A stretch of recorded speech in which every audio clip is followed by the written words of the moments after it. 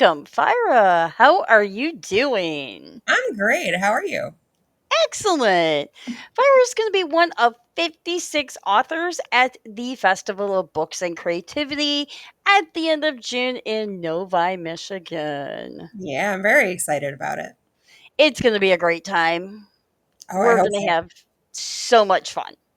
Oh, can't And wait. so tell us about the books that you're going to be bringing. We're going to have somewhere around 300 book titles in Yes. total. Yes, I'm excited. So I have my offerings include a couple series. Oh, Series one is the Phoenix Chronicles. This is the cover art for it. ooh, I like that. Yeah, you see like a girl with a phoenix Mhm. up top that's kind of protecting her. And that's kind of what I do for that series. I take mythological creatures, give their abilities to people, and let them loose in a city for adventure and mayhem. Romance on the side. Book Oh, two. Yeah, book two is also out from that series. This one is technically new adult. okay.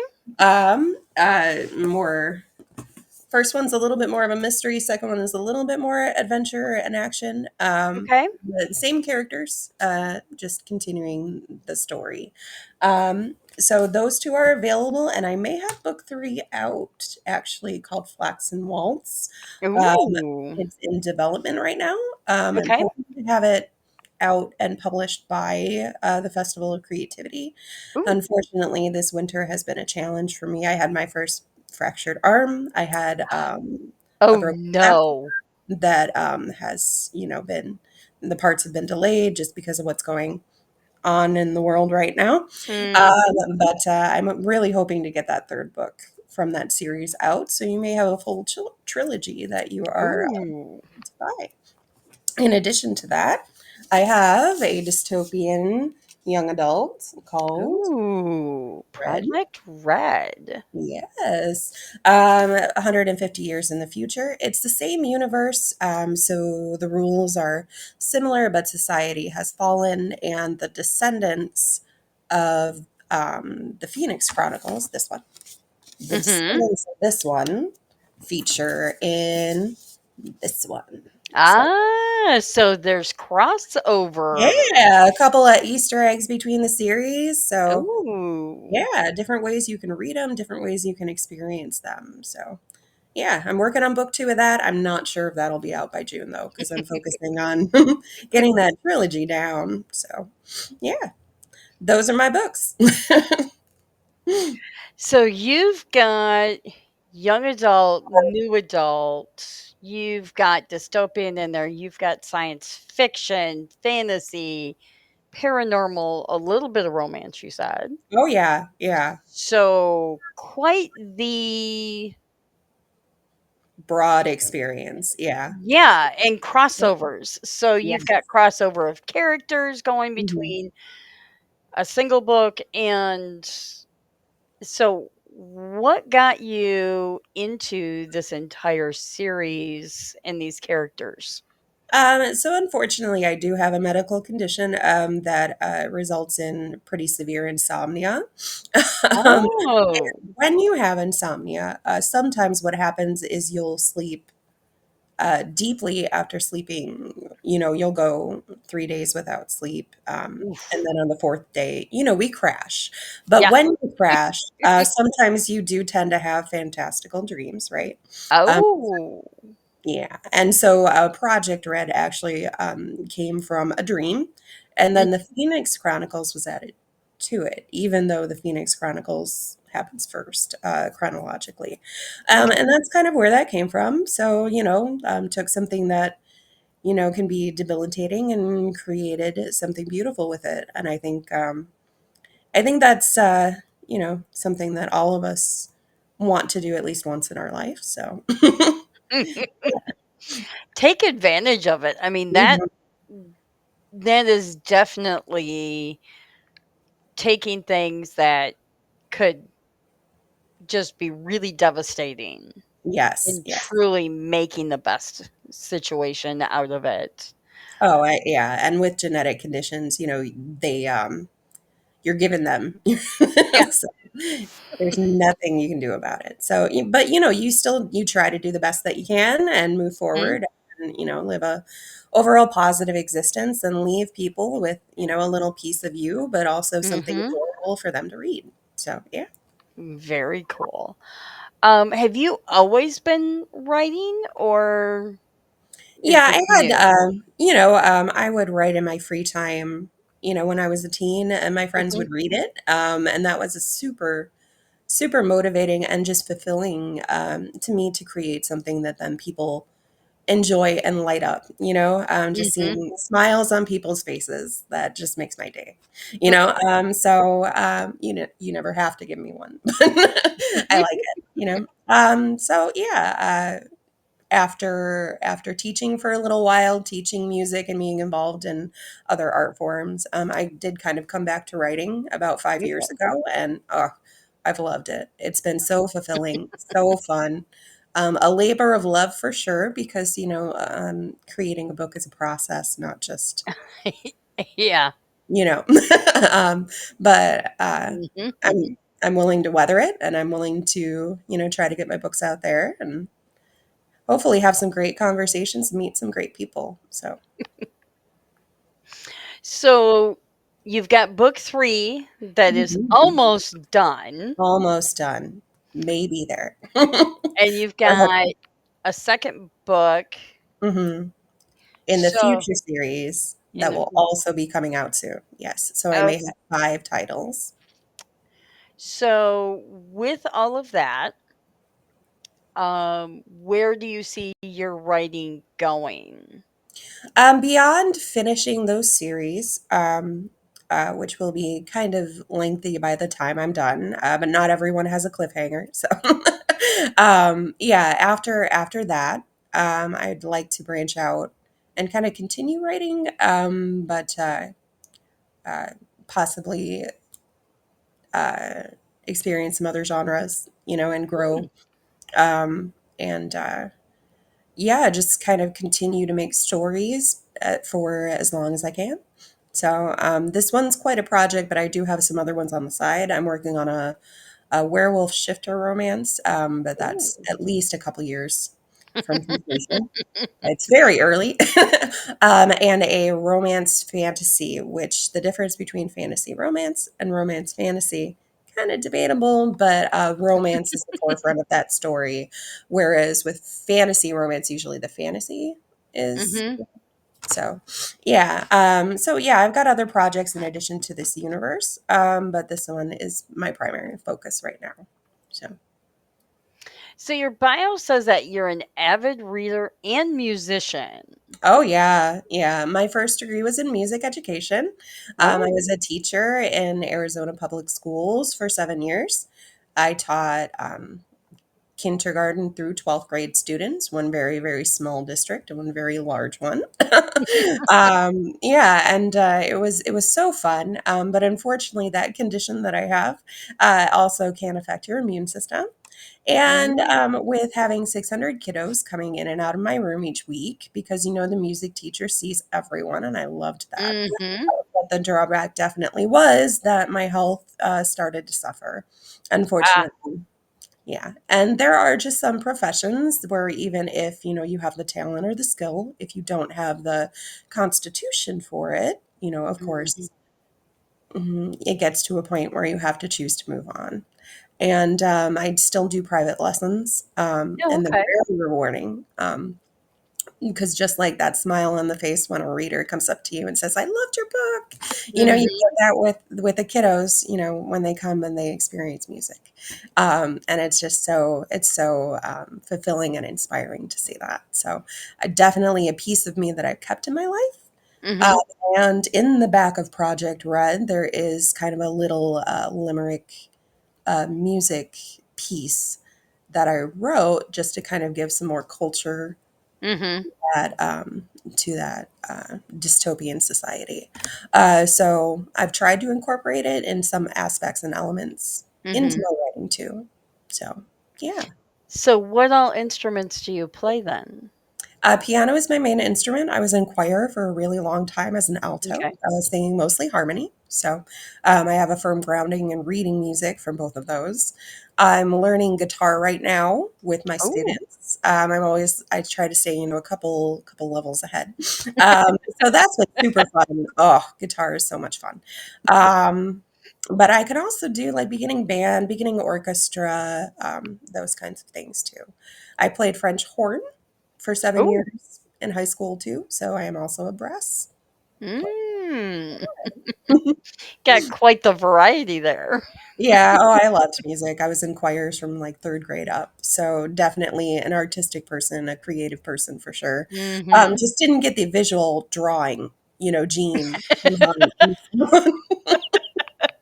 So you don't do your own covers then, I take it? No, I farmed those out to a wonderful person called or her name is, Scarlett Payne or Scarlet Eve Art, if anyone wants Okay. to look her up. She's incredible, and I'm so happy and lucky that I get to work with her. Yeah. I like that. Very creative, but not with a pen. Mm-mm. Mm, Not with mm. My stick figures don't even look right, you know? Oh, no. Yeah, that's just not me.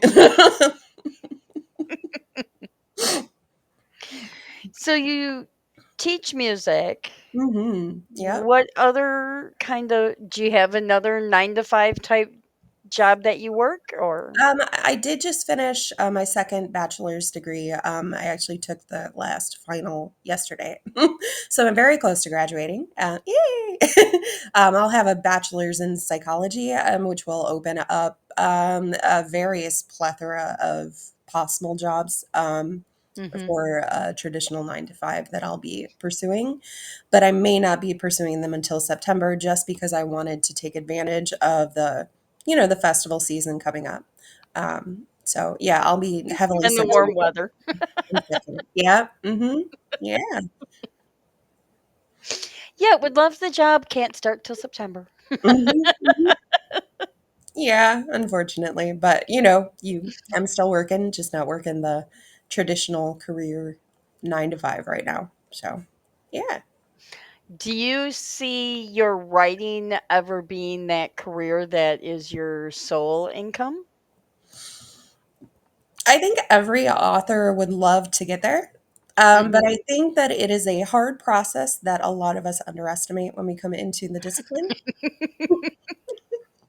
I would love to get to the point where I'm traveling and just meeting people with my time. Oh, doing that full time would be wonderful. Mhm. But it does take money, it does take time, and it does take a base. And that's the Yeah. hard part, is building your base. So I love, doing events like yours, the Mhm. interviews, all of that does help. So thank you for that. It's not something that every venue offers. But yeah, no, I'm hopeful that it will at least be a significant portion of my income. Mhm.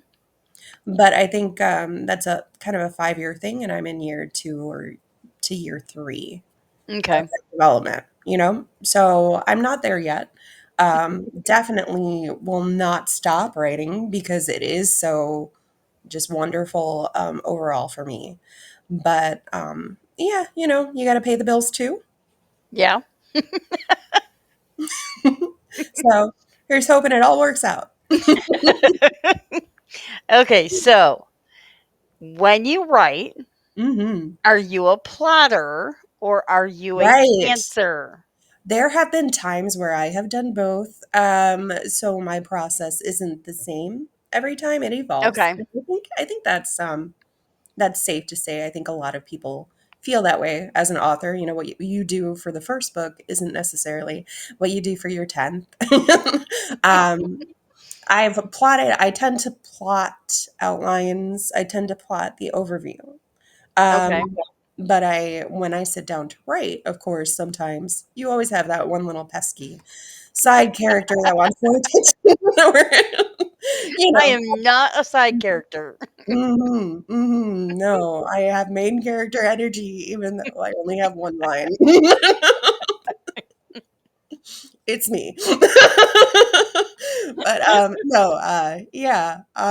I tend to let the flow go, you know, and just kind of explore with my first and second drafts. And then I kind of in the third draft more take that critical mind to it and really Okay. start to, make sure, is this what I want? Is this where I'm going? Just because I find the creative process with me is better if I just let it Mhm. go, and let the words just kind of come out without too much restriction. Okay. There's actually a psychology concept called flow when you're in that work state, right? And you're super focused and in the zone, that kind of Yes. feeling that we have. Yeah, it can be very powerful. And so I do try to allow, the feeling of that to continue as long as possible with my first drafts, just because I know it can be empowering and yeah, it can create some interesting ideas and concepts and So you're situations. almost going, it sounds like in your third round, you go and do the outline from your writing. Yeah, I double check. So I do the Reverse, outline. like a reverse outline going, Yeah, okay, now yeah, we've got this all figured out. Let's yes, go and make sure that we have everything in order and it makes yes. sense. I am one of those people that would rather delete than add late on. So my first drafts are usually very bulky, and then you have to go back and kind of, make them not as bulky. Oh, rein them in. We Yeah. do not need 50,000 words in one chapter.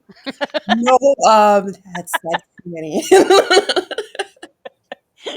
Let's break this up. Yeah, you're right, you're right. No, no, nope. So, do you have like a master list of your characters because your characters are going Yes. between? Yes, and that was one of the recommended, one of my beta readers came back to me and said that we would benefit highly from a glossary, listing characters, listing, unique elements of the world, and so that is something that I'm adding, to Okay. book. Yeah, for sure. It is multi-perspective. It is not dual or singular perspective, and I know that that's kind of a different read, for people. Mhm. But the way that I write it all comes together in the end. So if you can, stick with it until that climax of the story. Mhm. I think most readers that have gotten to that point really love it. So yeah, I think it's a good formula, and yeah, I'm looking So, forward to just getting more of the story down, man. so what program are you using to write in? I've used a few different ones. I've always been kind of obsessed with Microsoft Word, and I know that it's not everybody's favorite program, but I know how to do a lot in it just because it's Mhm. a program that I've used. When I was writing at 12 or 13 years old, I was on, Mhm. a early white like desktop computer with my dad's Microsoft Word program, just figuring things out. So that's my primary one. But I Mhm. am familiar with Atticus and Pro Writing Aid and some other ones too. Just different projects Mhm. can require different software just based on how you want to approach it. And the good thing about your writing process as an author is that it does evolve. Mhm. You can do things in a novel way and produce a similar Mhm. story, in the same genre. And I think that's great, when we can evolve our process and make ourselves better.